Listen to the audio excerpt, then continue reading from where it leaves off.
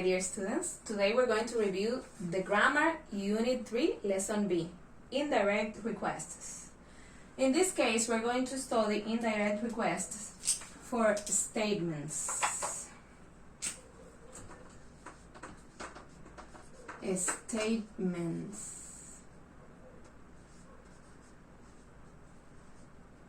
Okay, what is a statement? It's an affirmative sentence.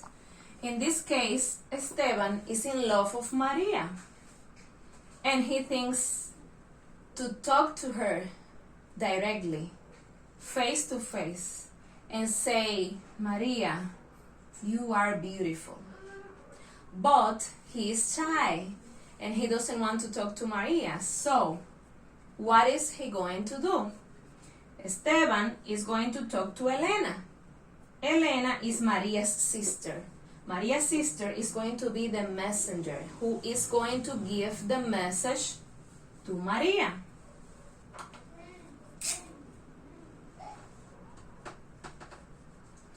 So, the statement, Maria, you are beautiful, if he were talking to her face to face, Maria, you are beautiful, in this case, we are going to transform it to, could you tell Maria that she is beautiful?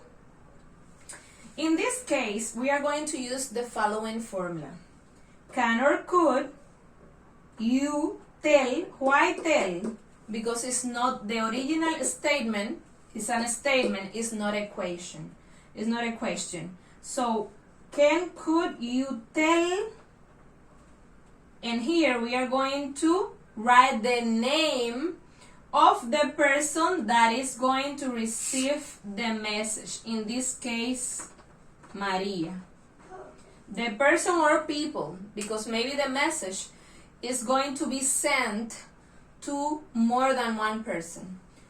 And then that is optional. You can use it or not. Subject pronoun and the rest of the message.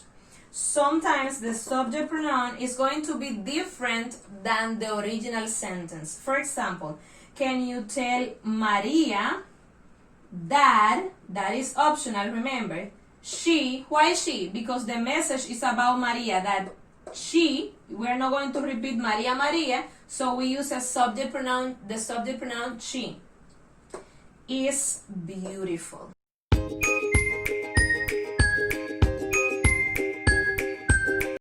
Okay, now we are going to talk about indirect request, imperative. In this case, what is an imperative? An imperative is an order or a command. For example, open the door, close the window. The imperative sentence starts with a verb. Accept the invitation, receive the gift. And if you want to transform the imperative sentence into a negative one, you use this, don't or do not. Don't accept the invitation. Don't receive the gift. Now, how can you create an indirect request when the original sentence is an imperative? Here, Esteban wants to tell face to face to Maria, Maria, don't break my heart. But he is shy. He cannot do it. So he is going to use Elena. Okay, he's going to tell Elena, and then Elena is going to tell to Maria the message. How is he going to request that? He's going to say, could you tell Maria not to break my heart? Ah.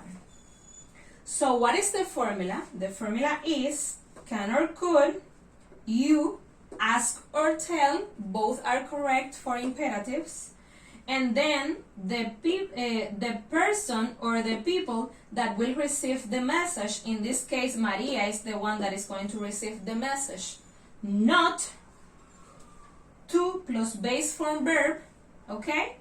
What is the verb in this case? Break. Plus the rest of the sentence. Then the answer is, Can you tell Maria not to break my heart?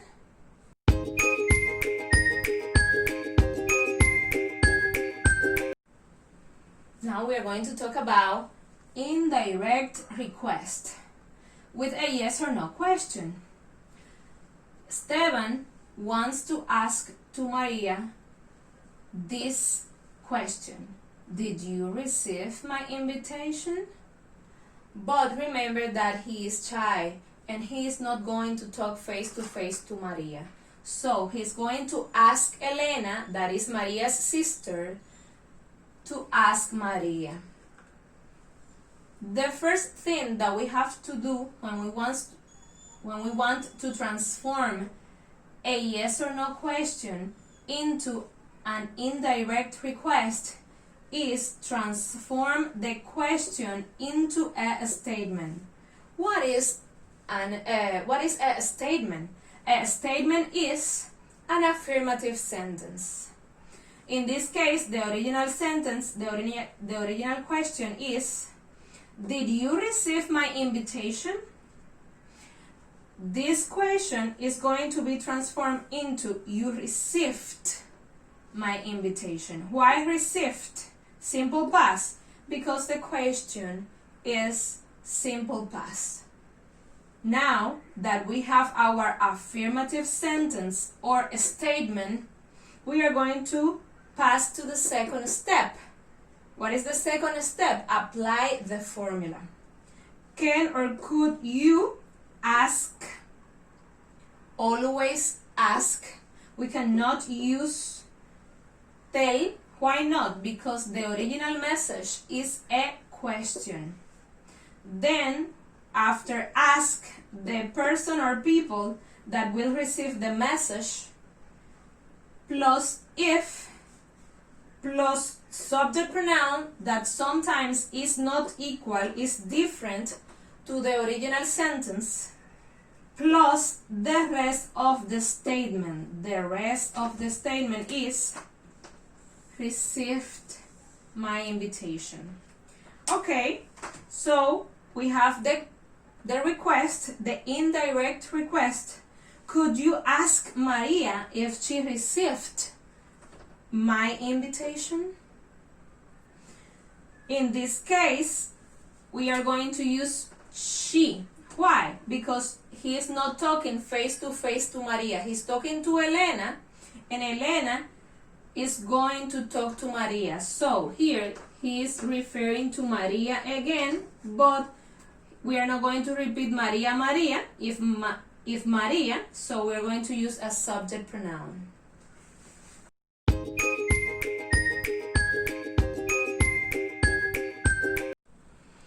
Now we are going to talk about indirect request, double H question.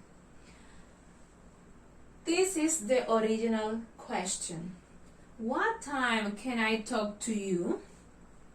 This is the question that Esteban would ask if he were talking face to Maria. But remember that he is shy and he is not going to talk face to Maria.